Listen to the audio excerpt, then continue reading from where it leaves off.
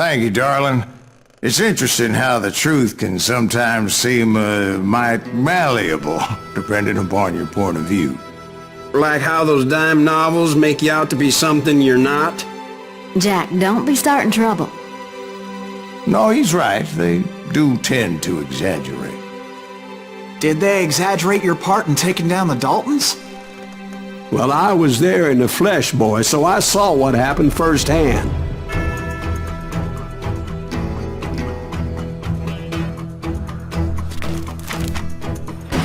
Those Daltons were lawmen once, before they all went bad, robbing banks and trains clear across the territory. Until Coffeeville, of course. I was one of the citizens who took up arms that day. Fighting on the side of right?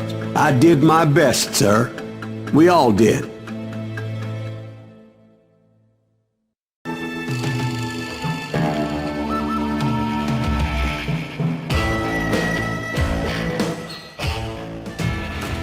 It was early morning. One of my friends was a local gunsmith, and he handed out firearms to anybody who'd take one. You see, the Daltons got it in their heads to rob two banks at the same time. Two banks on the same damn street. Well, the locals recognized the Daltons right off. Before they could get away, half the town took up arms to defend their property. The brothers paid dearly for their stupidity, but everybody knows they had it coming. There's more to it than that. I read all about that day, so I know for a fact that it went down very differently. First of all, it was high noon. A posse of U.S. deputy marshals were on the rooftop across the street. Get ready, boys. They're gonna make a move. The lawmen had been tracking the Daltons for months. Now they finally had them dead to rights. Among them was a bounty hunter feared by many a lawbreaker. The marshals tried to get the Daltons to surrender. They'll give up eventually. We just gotta wait for some bitches out. This bounty hunter knew that the brothers were far too proud to ever lay down their guns. He went in there alone to confront those criminals. One of the marshals shouted, "Where are you going? Are you crazy?" Hey, where do you think you're going, dumbass? That rifle's mine. He saw a way to get around to the back of the bank. Then he figured out how to hit the Daltons from a direction they weren't expecting.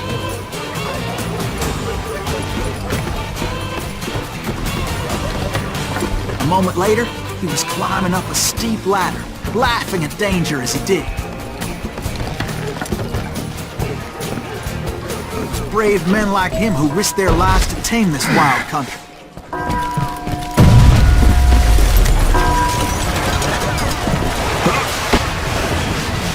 We've got company!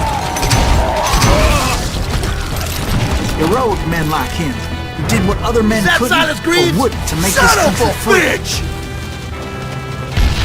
Jim Boone, Davy Crockett, who died defending the Alamo.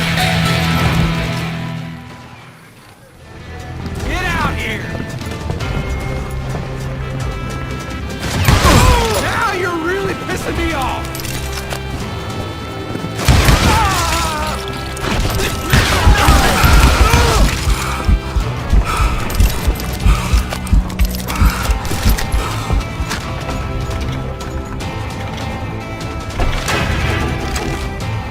Over there! That's Silas Green! What the hell? Blam! Blam! He came away victorious, taking down those thieving Daltons. His name? Silas Greaves. And when the dust finally settled, he was the last man standing. Sorry, kid, but that just wasn't the way it happened.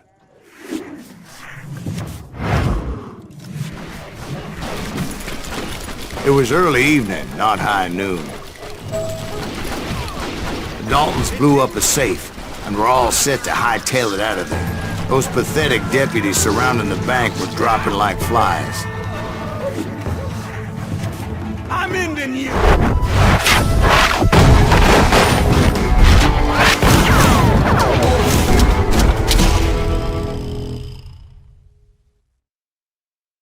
been tracking those jokers for months, waiting for them to do something reckless.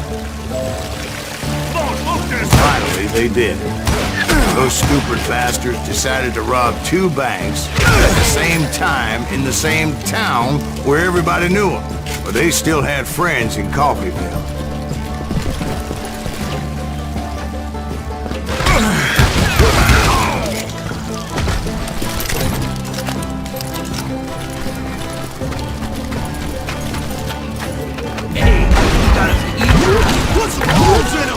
Those friends came after me like a pack of wild dogs, tooth and nail.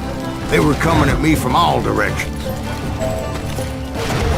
I caught sight of the Daltons running with the money and didn't want to lose them. The problem was, they knew the town better than I did. And to top it off, I found myself in the middle of another shootout in Tyre. Did the Daltons hole up in somebody's house? No, it was the Smiths, I believe. They were cousins of the Daltons. And they were shooting at the Browns, who were shooting at the Daltons. Which wasn't any surprise, because those 2 families have been feuding forever. And since the Joneses are related to the Browns, they shot at the Smiths, pissing off the Heimhoffers, whose daughter recently married a Smith. Well, bullets were flying every which way as all the old feuds in Kansas caught fire all at once. There was a hell of a lot of pissed off people in Coffeyville that day. But that's just the way life is sometimes. Shit happens. That's it for you!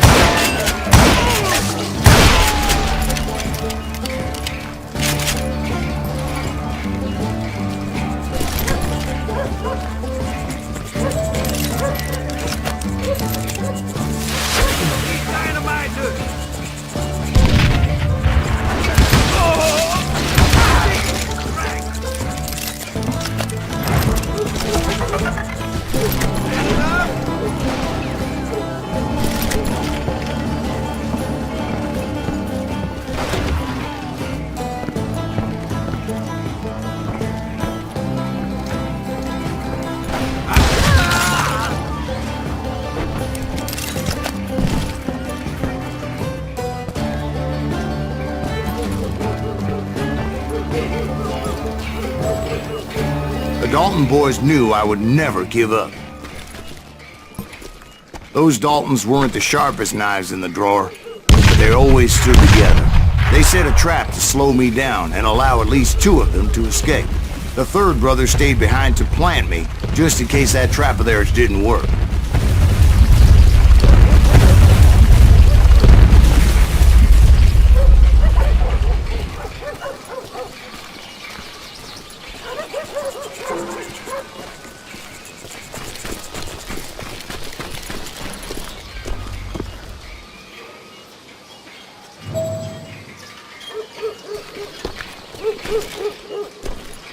It was him, the youngest, and he decided to stand his ground and face me down. I ain't afraid of you, Silas Reeves. This is where it ends for you. He was determined to protect his brothers. And I understood how he felt. Taking me on all by his lonesome wasn't exactly a recipe for a long life. Coward and a cheat. You ain't getting by me, Reeves.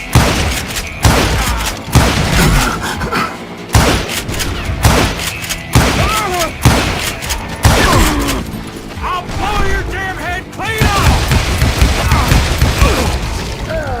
But Emmett Dalton survived the robbery in Coffeyville. He's the only Dalton who did. They say he was shot 23 times. Well, Dwight, who do you think put all those damn holes in him? But I have to admit, that boy had grit.